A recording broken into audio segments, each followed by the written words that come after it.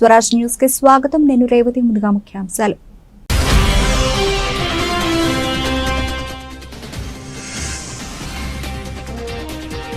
Harvard కు Trump సర్కార్ shock. అంతర్జాతీయ విద్యార్థుల ప్రవేశంపై నిషేధం.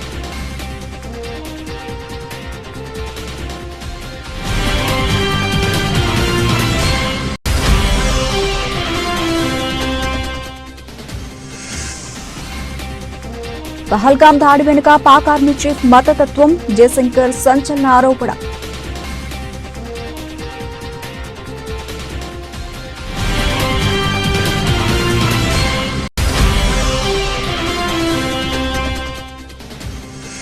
ఆపరేషన్ పై ఉపరాష్ట్రపతి ధన్ఖడ్ ప్రశంసల వర్షం. ఉగ్రవాదులను ఏరివేరుస్తామని మోదీ ప్రపంచానికి చాటాలన్న ధన్ఖడ్.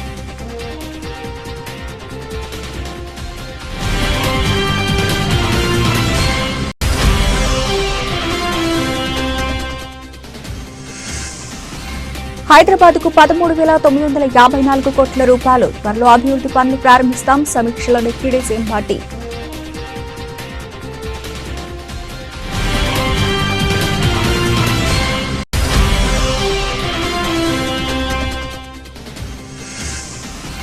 వైజాగ్ స్టీల్ ప్లాంట్ లో అగ్ని ప్రమాదం. స్టీల్ మెల్టింగ్ స్టేషన్ 2లో చెలరేగిన మంటలు భారీగా ఆస్తి నష్టం జరిగినట్టు అంచనా.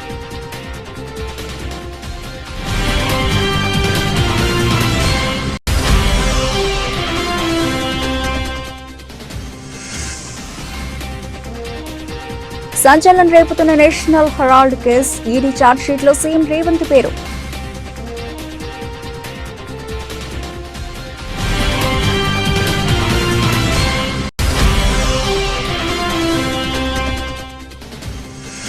అబద్దాలు చెప్పి అధికారంలోకి వచ్చిన చంద్రబాబు ఇప్పటికీ అబద్దాలతోనే కాలం వెళ్లదీస్తున్నారు. ప్రభుత్వంపై వైఎస్ఆర్సీపీ అధికార ప్రతినిధి కారుమూరి వెంకటరెడ్డి విమర్శలు.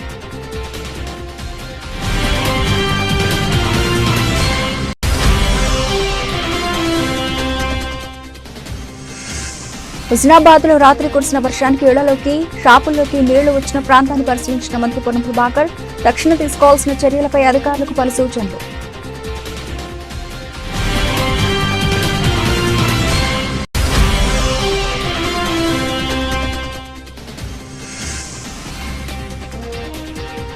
అర్హత ఉన్న ప్రతి ఒక్కరికి రైస్ కార్డులు స్పష్టం చేసిన మంత్రి నాదెండ్ల మనోహర్.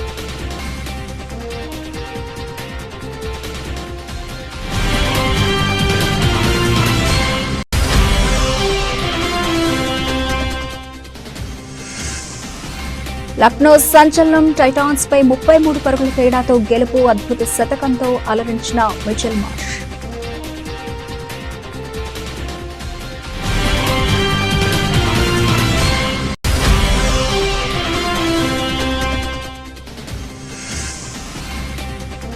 రెండు వారాల్లో Prabhas the Raja Saab teaser వెల్లడించిన నిర్మాత ఎస్కేఎన్.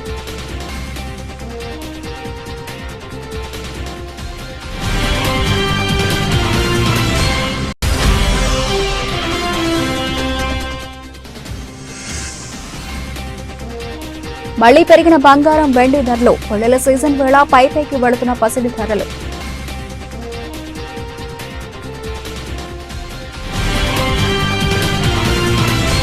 రైట్గా డీటెయిల్స్ చూస్తే, ప్రపంచ ప్రఖ్యాత హార్వర్డ్ యూనివర్సిటీకి డొనాల్డ్ ట్రంప్ నేతృత్వంలోని అమెరికా ప్రభుత్వం ఊహించని షాక్ ఇచ్చింది. యూనివర్సిటీలో కొత్తగా అంతర్జాతీయ విద్యార్థులు చేరకుండా నిషేధం విధిస్తూ కీలక నిర్ణయం తీసుకుంది. Student and exchange visitor program కింద హార్వర్డ్ కు ఉన్న గుర్తింపును రద్దు చేసినట్లు America department of homeland security కార్యదర్శి క్రిస్టీ నోయం ప్రకటించారు. ఈ నిర్ణయం అంతర్జాతీయ విద్యార్థుల భవిష్యత్తుపై తీవ్ర ప్రభావం చూపే అవకాశం ఉంది. ఫెడరల్ చట్టాలను హార్వర్డ్ యూనివర్సిటీ పదే ఉల్లంఘిస్తోందని, అందుకే కఠిన చర్యలు తీసుకున్నామని క్రిస్టీ నోయమో ఒక ప్రకటనలో తెలిపారు. దేశంలోని అన్ని విశ్వవిద్యాలయాలు, విద్యాసంస్థలకు ఇది ఒక హెచ్చరికగా భావించాలి. అంతర్జాతీయ విద్యార్థులను చేర్చుకోవడం అనేది ఒక సౌలభ్యం మాత్రమే, హక్కు కాదు.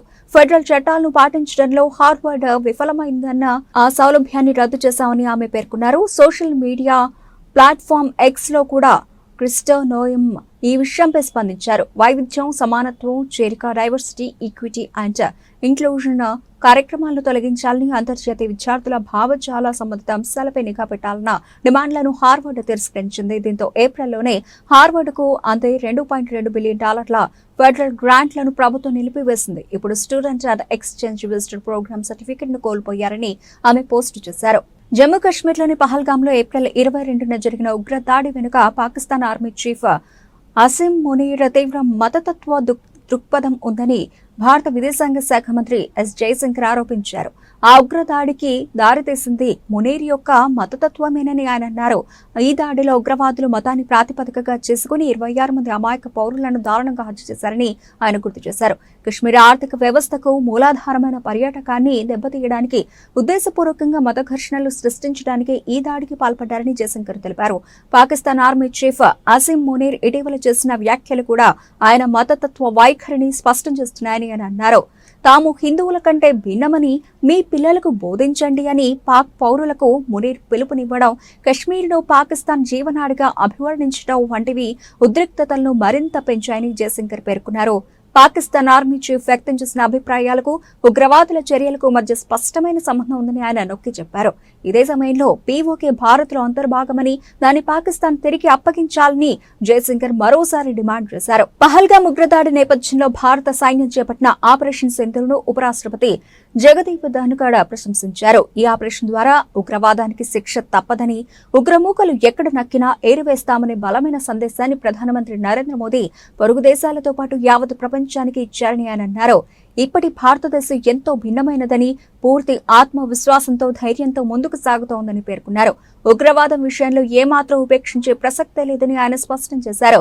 గోవా రాజ్ భవన్లోని వామన్ వృక్షకళ ఉద్యానవనంలో ఏర్పాటు చేసిన ప్రాచీన భారతీయ వైద్య నిపుణులు చరకుడు సుశ్రుతుడ్ల కాంస్య విగ్రహాలను ఆవిష్కరించిన అనంతరం ఉపరాష్ట్రపతి వ్యాఖ్యలు చేశారు. దేశం గర్వపడేలా చేసిన మన సాయుధ బలగాలకు తాను సల్యూట్ చేస్తున్నానని అన్నారు. ఆపరేషన్ సింధూర్ సమయంలో భారత సైనిక దళాలు చూపిన ప్రతిభ అమోఘమని కొనియాడారు. శత్రువుల స్థావరాలను అత్యంత ఖచ్చితత్వంతో అంచనా వేసి నిర్దేశిత లక్ష్యాలను విజయవంతంగా ఛేదించిన మన సైన్యం సత్తాను ప్రపంచ దేశాలు కూడా గుర్తించాయని వివరించారు. ఈ ఆపరేషన్ ద్వారా భారత్ తన శక్తి సామర్థ్యాలను మరోసారి నిరూపించుకుందని ఉపరాష్ట్రపతి తెలిపారు. A proud, grateful nation stands with you. And imagine when India responded remarkably, effectively to Pakistan's terrorist misadventure at Pahalgam on April 22. You were on high alert alongside our Navy and your brethren in uniform in other services. What a precise targeting of Jaish-e-Mohammed and Lashkar-e-Taiba bases in Muridke and Bahawalpur. Sent a global message, a message that Prime Minister Narendra Modi gave to the entire world from the heartland of Bihar. Message: terrorism will no longer go unpunished. The punishment was exemplary.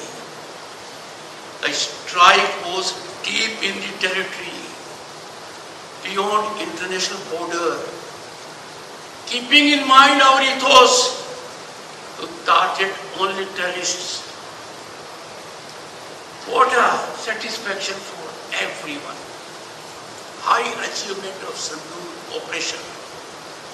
No one is asking for proof, because the terrorist targeted revealed the proof to the entire global fraternity, because coffins were escorted by military force of that country, by political force of that country, and by terrorists.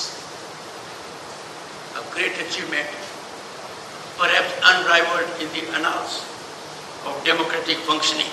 హైదరాబాద్ను ప్రపంచ స్థాయి నగరంగా తీర్చిదిద్దడానికి ఎన్ని నిధులైనా వెచ్చించడానికి CM Revanth Reddy సిద్ధంగా ఉన్నారని, ఇప్పటికే పాలనాపరమైన అనుమతులు ఇచ్చిన 13,954 కోట్ల రూపాయల పనులను త్వరలో పట్టాలెక్కిస్తామని ఉప ముఖ్యమంత్రి భట్టి విక్రమార్క తెలిపారు.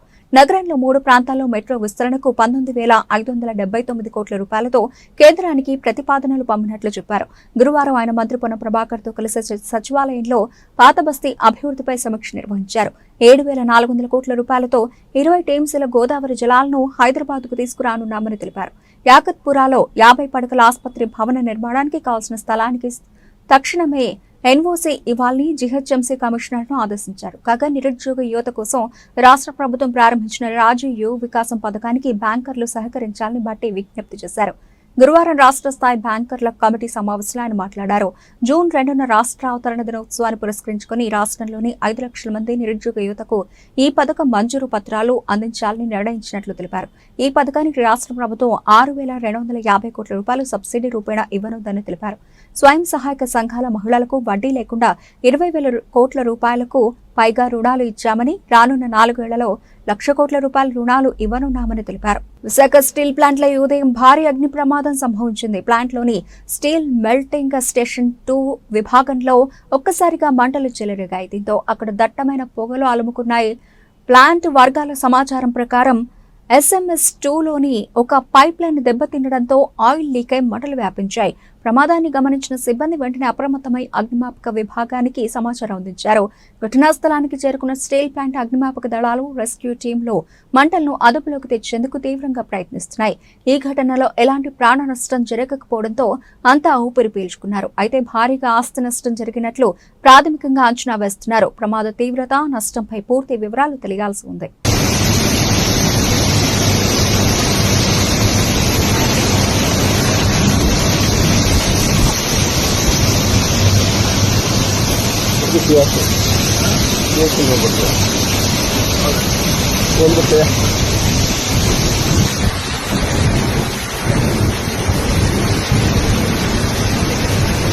నేషనల్ హెరాల్డ్ కేసులో ఎన్ఫోర్స్మెంట్ డైరెక్టరేట్ దాఖలు చేసిన ఛార్జ్షీట్లో ముఖ్యమంత్రి రేవంత్ రెడ్డి పేరును కూడా చేర్చింది. వివాదాస్పద యంగ్ ఇండియన్ సంస్థకు సీఎం రేవంత్ రెడ్డి 2019-22 మధ్య విరాళాలు ఇప్పించారని పేర్కొంది. ఈ మేరకు ఏప్రిల్ 9వ తేదీన ఢిల్లీలోని స్థానిక కోర్టులో ఈడీ అఫిడవిట్ దాఖలు చేసింది. ఈ వివరాలు తాజాగా బయటకు రాగా జాతీయ మీడియాలో కథనాలు ప్రచురితమయ్యాయి. డెక్కన్ హెరాల్డ్, ఎకనామిక్ టైమ్స్ కథనాల ప్రకారం young Indian associated journals limited కు వచ్చిన విరాళాల్లో అవకతవకలు జరిగినట్టు ఈడీ పేర్కొంది. కొందరికి పదవులు, టికెట్లు ఆశ చూపి విరాళాలు సేకరించారని, మరికొందరికి రాజకీయ భవిష్యత్తు, వ్యాపారాలు దెబ్బతింటాయని భయపెట్టి విరాళాలు అందేలా చేశారని ఛార్జ్షీట్లో ఈడీ పేర్కొంది. కూటమి ప్రభుత్వం చేస్తున్న అరాచకాలు, మోసాల గురించి సుదీర్ఘ విచారణతో, డాటాతో సహా వైఎస్ జగన్ ప్రెస్ మీట్ లో మాట్లాడారని, కానీ కూటమి నేతలు మాత్రం అభూత కల్పనలతో దుష్ప్రచారం చేయడంతోనే సరిపెడుతోందని వైఎస్ఆర్సీపీ అధికార ప్రతినిధి కారుమూరు వెంకటరెడ్డి విమర్శించారు. అబద్దాలు చెప్పి అధికారంలోకి వచ్చిన చంద్రబాబు ఇప్పటికే అబద్దాలతోనే కాలం వెళ్లదీస్తున్నారని ఎద్దేవా చేశారు. వైఎస్ఆర్ కాంగ్రెస్ పార్టీ అధ్యక్షుడు, మాజీ ముఖ్యమంత్రి, ఆంధ్రప్రదేశ్ రాష్ట్ర ప్రతిపక్ష నేత శ్రీ వైఎస్ జగన్మోహన్ రెడ్డి గారు నిన్న 2.5 గంటల పాటు సుదీర్ఘంగా విత్ డేటాతో పెట్టినటువంటి press meet, point to point, pin to pin ప్రజలకు అర్థమయ్యే విధంగా అసలు ఈ 11 నెలల ఈ కూటమి ప్రభుత్వంలో ఏ విధంగా దమనకాండ జరుగుతుంది, ఏ విధంగా అవినీతి జరుగుతుంది, ఏ విధంగా తన మనుషులకి అడ్డగోలుగా దోచిపెడతా ఉన్నారు, ఏ విధంగా తప్పుడు కేసులు పెట్టి వేధిస్తూ ఉన్నారు, వీటన్నిటికి సంబంధించి సుదీర్ఘంగా నిన్న ప్రెస్ మీట్ జగన్మోహన్ రెడ్డి గారు విత్ డేటాతో ప్రెస్ మీట్ పెడితే, ఎప్పుడైనా జగన్మోహన్ రెడ్డి గారు అది అధికారంలో ఉండండి, ప్రతిపక్షంలో ఉండండి, జగన్మోహన్ రెడ్డి గారు ఏదైనా కూడా స్టాటిస్టిక్స్ లేకుండా మాట్లాడరు. ఇది బడ్జెట్ కి సంబంధించింది కానీ, లేదంటే కాగుకు సంబంధించింది కానీ, లేదంటే రిజర్వ్ బ్యాంక్ ఆఫ్ ఇండియా కానీ, ఇట్లా విత్ డేటాతోనే జగన్మోహన్ రెడ్డి గారు మాట్లాడతారు. కానీ ఈ కూటమికి సంబంధించినటువంటి నాయకులు ఏ రోజు కూడా ఏదైతే ఫ్యాక్ట్స్ చెప్పకుండా వాళ్ళు ఈనాడులో రాసింది, ఆంధ్రజ్యోతిలో రాసింది, టీవీ5లో చెప్పింది, లేదంటే ఏబిఎన్ లో చెప్పింది, ఇలాంటివన్నీ అభూత కల్పనలు. ఎందుకంటే మీకు తెలుసు, 10 లక్షల కోట్లు అన్నారు, 11 లక్షల కోట్లు అప్పు అన్నారు, 12 లక్షల కోట్లు అప్పు అన్నారు, 14 లక్షల కోట్లు అప్పు అన్నారు, ఇష్టం వచ్చినట్టుగా దుష్ప్రచారం చేశారు. కానీ ఈ రోజు మళ్ళీ వాళ్ళు అసెంబ్లీ సాక్షిగా అప్పు ఎంతంటే 6 లక్షల కోట్లు ఉందని చెప్పి ఒప్పుకున్నటువంటి పరిస్థితి. కానీ ఎక్కడ 14 లక్షల కోట్లు, ఎక్కడ 6 లక్షల కోట్లు. సో ఇలా వాళ్ళు దుష్ప్రచారం చేస్తారు. అదేవిధంగా మహిళలు 30,000 మంది మహిళలు మిస్ అయ్యారని చెప్పి, తర్వాత రంగులకు 4,000 కోట్లు, ఇలా అనేక రకాల దుష్ప్రచారాలు. సో ఇలా చేసి land titling act, clean land titling act ఉందని చెప్పి అధికారంలోకి ఏ విధంగా వచ్చారు వాళ్ళు చూసాం. సో కానీ జగన్మోహన్ రెడ్డి గారు అధికారంలోకి రావటం కోసం ఏ రోజు కూడా అబద్దాలు చెప్పాలి. ఓడిపోతే ఓడిపోయాం, ప్రజల మనస్సులో చిరస్థాయిగా ఉండాలి, ఇచ్చిన మాట కోసం నిలబడాలి, చెప్పాడంటే చేస్తాడంతే అనేటటువంటి నమ్మకం ప్రజల్లో ఉండాలి. ఆ విధంగానే రాజకీయాలు చేయాలని చెప్పి రాజకీయాలు చేశాడు, ఇంకా చేస్తానే ఉన్నాడు. ఎందుకంటే జగన్మోహన్ రెడ్డి గారు రాజకీయ జీవితంలోకి వచ్చినప్పటి నుంచి అనేక రకాల ఒడిదుడుకులు ఎదుర్కొన్నాడు. తప్పుడు కేసులు. సిద్దిపేట జిల్లా హుస్నాబాద్ పట్టణంలో రాత్రి కురిసిన వర్షానికి ఇళ్లలోకి, షాపుల్లోకి నీళ్లు వచ్చిన ప్రాంతాన్ని మంత్రి పొన్నం ప్రభాకర్ పరిశీలించారు. జాతీయ రహదారి విస్తరణలో భాగంగా పెండింగ్ డ్రైనేజీ పనులు ఆలస్యం వల్లే రాత్రి కురిసిన వర్షానికి ఇళ్లు, షాపుల్లోకి నీళ్లు వచ్చాయని తెలిపారు. స్థానిక నాయకులు, అధికారులతో కలిసి సమస్యాత్మక ప్రాంతాల వద్ద నాళాలను, కల్వర్ట్లను పరిశీలించారు. పాత డ్రైనేజీ నాళాలు మూసుకుపోవడం, జాతీయ రహదారి పనులు, డ్రైనేజీ నిర్మాణాలు పూర్తి కాకపోవడంతో ఇబ్బందులు వస్తున్నాయని గుర్తించారు. డ్రైనేజీ పనులు త్వరితగతిన పూర్తి చేయాలని జాతీయ రహదారి అధికారులను, మున్సిపల్ అధికారులను మంత్రి ఆదేశించారు. పట్టణంలో వర్షం కురిసినప్పుడు ఇబ్బందులు రాకుండా ఉండటానికి తక్షణం తీసుకోవాల్సిన చర్యలపై అధికారులకు పలు సూచనలు చేశారు. వర్షాకాలం సమీపిస్తూ ఉండటంతో పనులు వేగంగా పూర్తి చేయాలని ఆదేశించారు. జరిగే హైవే పనుల్లో పట్టణంలో పనులను వేగవంతం చేయాలి. స్థానికులందరూ సహకరిస్తూ ఉన్న సందర్భంలో కొంత కాంట్రాక్టర్ నిర్లక్ష్యం వల్ల కనెక్టివిటీ అంటే drain to drain water flow పోవడానికి కనెక్షన్ ఇవ్వకపోవడం వల్ల నిన్నటి వర్షాలకు హుస్నాబాద్ పట్టణంలో కొంతమంది ఇళ్లకు నీళ్లు వేరాయి, బాధపడుతూ ఉన్నాం. అందుకే ఉదయాన్నే అధికారులతోటి కాంట్రాక్టర్లను తీసుకొచ్చి ప్రత్యక్షంగా ఇవన్నీ కూడా చూస్తూ ఉన్నాం. ఈరోజు సాయంత్రం వరకు అన్ని కాలువల్ని ఎక్కడ కూడా వాటర్ నిలవకుండా ఉండే విధంగా ముందు త్రూ చేస్తూ ఉన్నాం. ఎక్కడెక్కడ పర్మనెంట్ స్ట్రక్చర్ చేయాల్సి ఉందో అవన్నీ కూడా చేస్తూ చిన్నగా భూములకు సంబంధించిన వాళ్ళతో కూడా కోఆర్డినేషన్ చేసుకొని టౌన్లో ఎవరి ఇంట్లకు, దుకాణాలకు నిలవకుండా ఉండే విధంగా చర్యలు తీసుకునే ప్రయత్నం చేస్తూ ఉన్నాం. ప్రజలు కూడా సహకరించాలని కోరుతా ఉన్నాం. నేను మున్సిపల్ సిబ్బందిని ఆదేశించిన ప్రతి కల్వర్ట్ దగ్గర 2 మనుషులు, అదేవిధంగా రెవెన్యూ తరఫున ప్లస్ మా స్థానిక నాయకత్వం కూడా ఉండి వర్షం పడుతుందంటే వెంటనే అక్కడికి వచ్చి నీళ్లు నిలవకుండా ఉండే విధంగా వెంటనే అక్కడ జరిగేటువంటి జమ అయ్యే చెత్తను తీసేస్తూ నీళ్ళ నిల్వ లేకుండా ఉండే విధంగా పట్టణ ప్రజలకు ఎటువంటి ఇబ్బంది రాకుండా ఉండే చర్యలు తీసుకుంటాం. ఇదే సందర్భంలో బస్వాపూర్కు సంబంధించి కూడా మొత్తం కనెక్టివిటీ లేదు, అక్కడ కూడా పనులు శురువైనాయి. దాంతోపాటుగా ఈ పందిళ్ళ బ్రిడ్జ్ను కూడా వేగవంతంగా పూర్తి చేయండి, లేకపోతే వర్షాలు వచ్చి వరద వస్తే కనెక్టివిటీ బంద్ అవుతుంది హుస్నాబాద్కు. దాన్ని కూడా చేయమని చెప్పినాం. అది కూడా పనులు శురువైనాయి, మీరు పర్యవేక్షించవచ్చు. సో బస్వాపూర్ సమస్య కావచ్చు, పందిళ్ళ సమస్య కావచ్చు, హుస్నాబాద్ పట్టణానికి పోతారానికి సంబంధించిన సమస్య కావచ్చు, వీటన్నిటినీ వేగవంతం చేసే విధంగా ప్రతిరోజు పర్యవేక్షిస్తూ నేనే స్వయంగా అధికారులు ఆర్టీఓ గారిని, ఏసీపీ గారిని, మున్సిపల్ కమిషనర్ గారిని, జిల్లా కలెక్టర్ గారిని కూడా కోరినాం. ఇందుకు సంబంధించి రాష్ట్ర స్థాయి ప్రిన్సిపల్ సెక్రటరీలతో కూడా మాట్లాడాం. ఒకవేళ ఇదే విధంగా జాప్యం చేస్తే కాంట్రాక్టర్ మీద క్రిమినల్ చర్యలు కూడా తీసుకుంటాం. దానికి సంబంధించిన ప్రొవిజన్స్ ఉన్నాయి, రూల్స్ ఉన్నాయి. వాటి అన్నింటినీ కూడా స్టడీ చేసినాం, వాళ్ళకు కూడా చెప్పినాం, చూపెట్టినాం. కాబట్టి తప్పకుండా వాళ్ళు పని చేస్తారనే విశ్వాసం ఉంది. పని చేయించుకునే విధంగా వాళ్ళతోటి కోఆర్డినేషన్ చేస్తా ఉన్నాం. ఇందుకు సంబంధించి ఎటువంటి ఇబ్బంది రాకుండా కొంత లోతట్టులో ఉన్నటువంటి ప్లాట్ ఓనర్లకు కూడా నూతన రేషన్ కార్డుల దరఖాస్తు మరియు మార్పులు చేర్పులకు గడువు లేదు. అర్హత ఉన్నవారు ఎప్పుడైనా దరఖాస్తు చేసుకోవచ్చని మంత్రి నాదెండ్ల మనోహర్ పేర్కొన్నారు. విజయవాడ కానూరు సివిల్ సప్లై భవన్ నందు ఏర్పాటు చేసిన మీడియా సమావేశంలో మంత్రి నాదెండ్ల మనోహర్ మాట్లాడుతూ నూతన రేషన్ కార్డుల దరఖాస్తు, మార్పులు చేర్పులకు సంబంధించి గడువు అంటూ ఏమీ లేదని, ఇది నిరంతర ప్రక్రియ అని తెలిపారు. ప్రభుత్వ నిబంధనల ప్రకారం అర్హత ఉన్న ప్రతి ఒక్కరికి రైస్ కార్డులు అందిస్తామన్నారు. కొత్త రైస్ కార్డుల జారీలో ఎక్కడా ఎటువంటి జాప్యం లేదు. దరఖాస్తు చేసుకునే 21 రోజుల్లోపే కొత్త కార్డులు అందరికీ ఉచితంగా ఇస్తున్నాం. ఇది నిరంతరం జరిగే ప్రక్రియ అని తెలిపారు. రాష్ట్ర వ్యాప్తంగా మే 7 నుంచి రైస్ కార్డులో మార్పులు చేర్పులు చేపట్టామన్నారు. గత 2 ఏళ్ల నుంచి వీటిని మార్చే అవకాశం రాలేదు అన్నారు. ఈకేవైసీ తప్పనిసరి అని కేంద్రం స్పష్టం చేసింది. కూటమి ప్రభుత్వం వచ్చాక ప్రతి కార్డుని ఈకేవైసీ చేశాం. దేశంలో 95% ఈకేవైసీ పూర్తి చేసుకునే ఏకైక రాష్ట్రంగా ఆంధ్రప్రదేశ్ అని గుర్తు చేశారు. ఆ 3 సర్వీసెస్ ఏంటంటే ఈకేవైసీ ద్వారా మీరు నో యువర్ ఈకేవైసీ స్టేటస్ ఒకటి. రెండోది, మీ ఆధార్ సీడింగ్ లో ఏమైనా కరెక్షన్ చేసుకోవాలనుకుంటే, మార్పులు చేయాలనుకుంటే మీరు చేసుకోవచ్చు. మూడోది, నేను ఇప్పుడే మీకు చెప్పినట్టు మీకు రైస్ కార్డ్స్ సరెండర్ చేయాలనుకుంటే మీరు కేవలం వాట్సాప్ ద్వారానే, మనమిత్ర యాప్ ద్వారానే మీరు సరెండర్ చేసుకోవచ్చు. ఈ 3 సర్వీసెస్ మేము ఎనేబుల్ చేసాం. దీంతో పాటు ఈ 4 సర్వీసెస్ ఏవైతే పెండింగ్ ఉన్నాయో అవన్నీ కూడా మేము తీసుకెళ్తున్నాం. అయితే ఇక్కడ గమనించాల్సిన విషయం మీ అందరికీ మీ దృష్టికి తీసుకొస్తున్నాను. కొత్త రైస్ కార్డ్స్ కోసం అప్లికేషన్లో మాత్రం ఎక్కడ ఏమీ జాప్యం లేదు. దాంట్లో ఎక్కడ ఏవి టెక్నికల్ ఇష్యూస్ లేవు.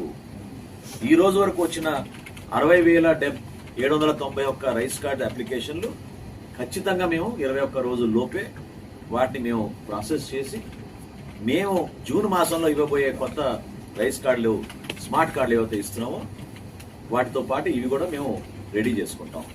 అందులో ఎక్కడ కూడా జాప్యం లేదు. చివరిలో మరొక్కసారి ప్రజలందరికీ కూడా నేను రిక్వెస్ట్ చేస్తున్నాను, దయచేసి ఇది క్లోజింగ్ డేట్ అనేది లేదు. ఇది నిరంతరంగా జరిగే ప్రక్రియ. వారం రోజుల్లోనో 10 రోజుల్లోనో అయిపోతుందనే భావన తెచ్చుకుని మీరు హడావుడిగా గ్రామ సచివాలయం, వార్డు సచివాలయంలో మీరు పడుతున్న ఇబ్బందులు గమనించి మేము ఖచ్చితంగా మీకు మాటిస్తున్నాం.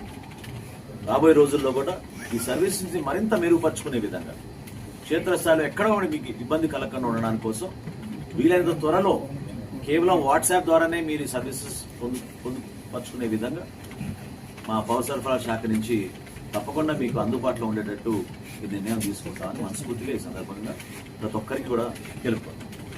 సార్, ఈ వెహికల్స్ పరిస్థితి ఏంటి సార్? వెహికల్స్ ఏం చేయాలనుకుంటున్నారు? ఈ ఎండియు వాహనాలు రద్దు చేసిన తర్వాత ఆ రోజు చాలా స్పష్టంగా వివిధ కార్పొరేషన్ 5 కార్పొరేషన్లు ఏవైతే ఉన్నాయో, SC corporation, ST corporation, BC corporation, EBC corporation మరియు Christian minority Muslim finance corporation. Indian Premier League ప్రస్తుత సీజన్లో ప్లే ఆఫ్స్ ఆశలు ఇప్పటికే గల్లంతైన లక్నో సూపర్ జైంట్స్ జట్టు అద్భుత ప్రదర్శనతో ఆకట్టుకుంది. పాయింట్ల పట్టికలో అగ్రస్థానంలో ఉన్న గుజరాత్ టైటాన్స్ షాకిస్తో 33 పరుగుల తేడాతో విజయం సాధించింది. గత రాత్రి జరిగిన ఈ మ్యాచ్లో లక్నో బ్యాటర్ మిచెల్ మార్ష్ 117, 64 బంతుల్లో 10 4లు, 8 సిక్సర్లు, ఆకాశమే హద్దుగా చెలరేగి శతకంతో కదం తొక్కగా నికోలస్ పూరన్ మార్క్రమ్ అతడికి అండగా నిలిచారు. దీంతో లక్నో నిర్ణీత 20 ఓవర్లలో 2 వికెట్ల నష్టానికి 235 పరుగుల భారీ స్కోర్ నమోదు చేసింది. అనంతరం భారీ లక్ష్య ఛేదనలో గుజరాత్ టైటాన్స్ పోరాడినప్పటికీ 9 వికెట్లకు 202 పరుగులు మాత్రమే చేయగలిగింది. టాస్ గెలిచి బ్యాటింగ్ ఎంచుకున్న లక్నోకు ఓపెనర్లు మిచెల్ మార్ష్, మార్క్రమ్ శుభారంభం అందించారు. ముఖ్యంగా మార్ష్ ఆరంభం నుంచే గుజరాత్ బౌలర్లపై విరుచుకుపడ్డారు. మార్క్రమ్ అవుట్ అయ్యాక క్రీజ్లోకి వచ్చిన నికోలస్ పూరన్ మరింత వేగంగా ఆడాడు. మార్ష్ కేవలం 33 బంతుల్లో అర్ధశతకం పూర్తి చేసుకోగా 56 బంతుల్లోనే శతకాన్ని అందుకున్నాడు. భారీ లక్ష్య ఛేదనలో గుజరాత్ టైటాన్స్ కూడా దూకుడుగానే ఇన్నింగ్స్ ఆరంభించింది. సాయి సుదర్శన్ త్వరగానే వెనుదిరిగిన శుభ్మన్ గిల్, జోస్ బట్లర్ వేగంగా పరుగులు జోడించారు. ఒక దశలో 7 ఓవర్లకు 76/1తో గుజరాత్ పటిష్టంగానే కనిపించింది. అయితే గిల్, బట్లర్ స్వల్ప వ్యవధిలో అవుట్ కావడంతో జట్టు కష్టాల్లో పడింది. అనంతరం షెర్పెన్ రూథర్ఫోర్డ్, షారుఖ్ ఖాన్ అద్భుతంగా పోరాడారు. చివరి ఓవర్లలో గుజరాత్ వరుసగా వికెట్లు కోల్పోయి ఓటమి చెందింది. లక్నో బౌలర్లలో అరుణ్కు 3 వికెట్లతో రాణించగా పార్ట్ టైమ్ స్పిన్నర్ ఆయుష్ బదోని చివరి ఓవర్లో 2 వికెట్లు పడగొట్టి కేవలం 4 పరుగులు ఇచ్చాడు. ఆవిష్ ఖానా 2 వికెట్లు తీశాడు. ఈ విజయంతో లక్నో 13 మ్యాచ్ల్లో 6వ విజయాన్ని నమోదు చేయగా 13 మ్యాచ్ల గుజరాత్కు ఇది 4వ ఓటమి. పాన్ ఇండియా నటుడు ప్రభాస్ కథానాయకుడుగా నటిస్తున్న తాజా చిత్రం రాజాసాబ్. టాలీవుడ్ డైరెక్టర్ భలే భలే మగాడు వైఫ్ ఎం మారుతి దర్శకత్వంలో ఈ సినిమా రాబోతూ ఉండగా పీపుల్స్ మీడియా ఫ్యాక్టరీ బ్యానర్ పై టీజీ విశ్వప్రసాద్ ఈ సినిమాను నిర్మిస్తున్నారు. ప్రస్తుతం శరవేగంగా షూటింగ్ జరుపుకుంటున్న ఈ చిత్రాన్ని ఏడాది చివరిలో ప్రేక్షకుల ముందుకు తీసుకురాబోతున్నట్లు సమాచారం. అయితే ఈ మూవీ నుంచి తాజాగా ఒక అప్డేట్ సోషల్ మీడియాలో వైరల్ గా మారింది. మరో 2 వారాల్లో రాజాసాబ్ టీజర్ రాబోతుందని బేబీ నిర్మాత ఎస్కేఎన్ వెల్లడించారు. ఈ విషయాన్ని ఒక మూవీ ఈవెంట్ లో ఆయన వెల్లడించారు. కాగా ఇందులో సంబంధించిన వీడియో వైరల్ గా మారింది. హారర్ బ్యాక్ డ్రాప్ లో వస్తున్న ఈ సినిమాలో ప్రభాస్ సరసన నిధి అగర్వాల్, మాళవిక మోహనాన హీరోయిన్లుగా నటిస్తున్నారు. రిధి కుమార్, సంజయ్ దత్ కీలక పాత్రల్లో మెరవనున్నారు. రాజాసాబ్ పీపుల్స్ మీడియా విశ్వప్రసాద్ గారు చాలా ఆయన బ్యానర్లోనే బిగ్గెస్ట్ బడ్జెట్ ఫిల్మ్గా రూపొందిస్తున్నారు. అలాగే మారుతి గారు కూడా ఆయన శక్తి వంచన లేకుండా కృషి చేస్తూ చాలా మంచి నేను ఈరోజు వచ్చేటప్పుడే పొద్దున్నే ట్విట్టర్ ఓపెన్ చేస్తుంటే అలాగే చూస్తున్నా మారుతి గారి ట్వీట్ చూసింది. ఇంకా మ్యాక్స్ 2 వీక్స్ అన్నీ వచ్చేస్తాయని చెప్పారు. So all set. భారతదేశంలో బంగారం, వెండి ధరలు ఈ రోజు కూడా భారీగా పెరిగాయి. ఈ క్రమంలో చెన్నై, ముంబై, హైదరాబాద్, కోల్కతా, ఢిల్లీ వంటి ప్రధాన నగరాల్లో బంగారం ధరలు ఆకాశాన్ని తాకుతున్నాయి. ఇదే సమయంలో అంతర్జాతీయ మార్కెట్లో కూడా బంగారం ధరలు పుంజుకున్నాయి. అమెరికన్ డాలర్, యుఎస్ ట్రెజరీ దిగుబడులు 2 వారాల కనిష్ట స్థాయికి పడిపోవడంతో బంగారాన్ని సురక్షిత ఆస్తిగా పరిగణించి ఇన్వెస్టర్లు కొనుగోలు చేస్తున్నారు. కొన్ని వారాల క్రితం భారీగా తగ్గిన ధరలు ఇప్పుడు మళ్లీ పెరగడం పట్ల సామాన్య ప్రజలు కొనుగోలు చేయాలంటేనే ఆలోచించాల్సిన పరిస్థితి ఏర్పడింది. ఈ క్రమంలో మే 23, 2025న హైదరాబాద్, విజయవాడలో 24 క్యారెట్ బంగారం ధర 10 గ్రాములకు ₹490 పెరిగి 97,920 రూపాయలకు చేరుకుంది. ఇదే సమయంలో 22 క్యారెట్ గోల్డ్ రేటు 10 గ్రాములకు ₹450 వృద్ధి చెంది 89,760 రూపాయలకు చేరింది. ఈ నేపథ్యంలో దేశ రాజధాని ఢిల్లీలో 24 క్యారెట్ గోల్డ్ రేటు 10 గ్రాములకు ₹98,070 రూపాయలకు చేరగా 22 క్యారెట్ గోల్డ్ రేటు 10 గ్రాములకు ₹89,910 రూపాయలకు చేరుకుంది. వెండి ధరలు కూడా ఈ ధోరణికి కొనసాగించాయి. ఈ క్రమంలో కిలో వెండి ధర ఢిల్లీలో ₹100 పెరిగి 101,000 రూపాయలకు చేరుకుంది. మరోవైపు హైదరాబాద్, వరంగల్, విజయవాడ, తిరుపతిలో కిలో వెండి ధర ₹1,000 పెరిగి 112,100 రూపాయలకు చేరుకుంది. ఇక చెన్నై, కేరళ ప్రాంతాల్లో కూడా సిల్వర్ రేట్లు 112,100 రూపాయలుగా ఉన్నాయి. నాసిక్, నోయిడా, మైసూర్, సూరత్, నాగ్పూర్, పాట్నా, జైపూర్, ముంబై ప్రాంతాల్లో వెండి రేట్లు 1,01,000 రూపాయల స్థాయికి చేరుకున్నాయి. బులెటిన్ ముగించే ముందు హెడ్లైన్స్ మరోసారి.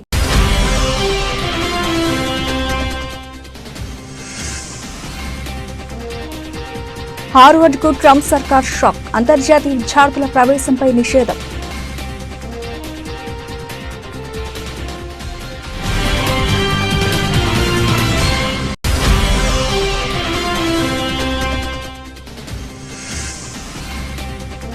పహల్గాం దాడి వెనుక పాక్ ఆర్మీ చీఫ్ మతతత్వం. జయశంకర్ సంచలన ఆరోపణ.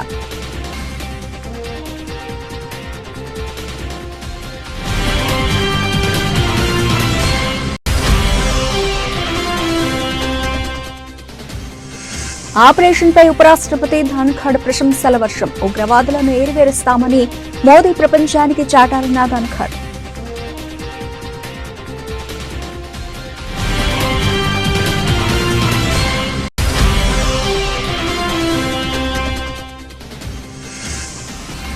హైదరాబాద్ కు 13,954 కోట్ల రూపాయలు. త్వరలో అభివృద్ధి పనులు ప్రారంభిస్తాం. సమీక్షలో డిప్యూటీ సీఎం భట్టి.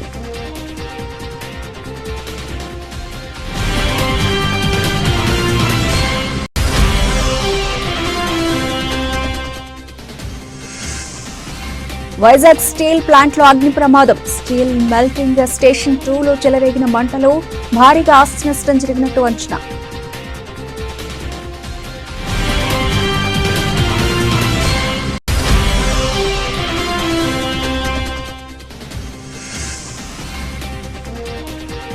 సంచలనం రేపుతున్న నేషనల్ హెరాల్డ్ కేసు. ఈడీ ఛార్జ్షీట్లో సీఎం రేవంత్ పేరు.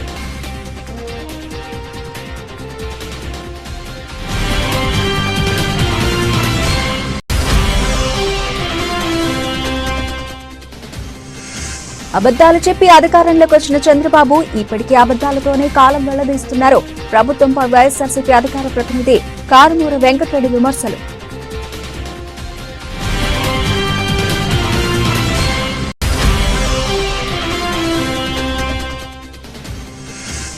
హుస్నాబాద్ లో రాత్రి కురిసిన వర్షానికి ఇళ్లలోకి, షాపుల్లోకి నీళ్లు వచ్చిన ప్రాంతాన్ని పరిశీలించిన మంత్రి పొన్నం ప్రభాకర్ తక్షణ తీసుకోవాల్సిన చర్యలపై అధికారులకు పలు సూచనలు.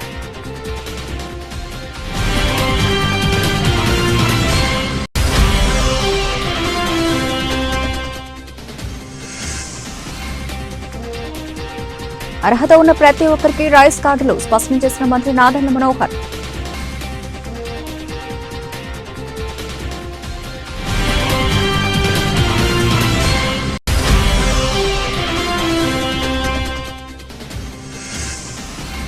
లక్నో సంచలనం. టైటాన్స్ పై 33 పరుగుల తేడాతో గెలుపు. అద్భుత శతకంతో అలరించిన మిచెల్ మార్ష్.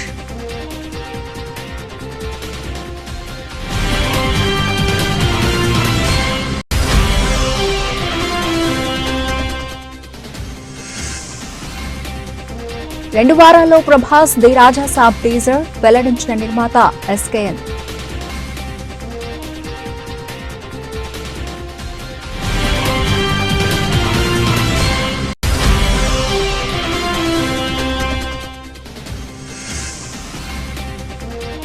మళ్లీ పెరిగిన బంగారం వెండి ధరలు పొల్లెల సీజన్ వేళ పైకి వెళుతున్న పసిడి ధరలు.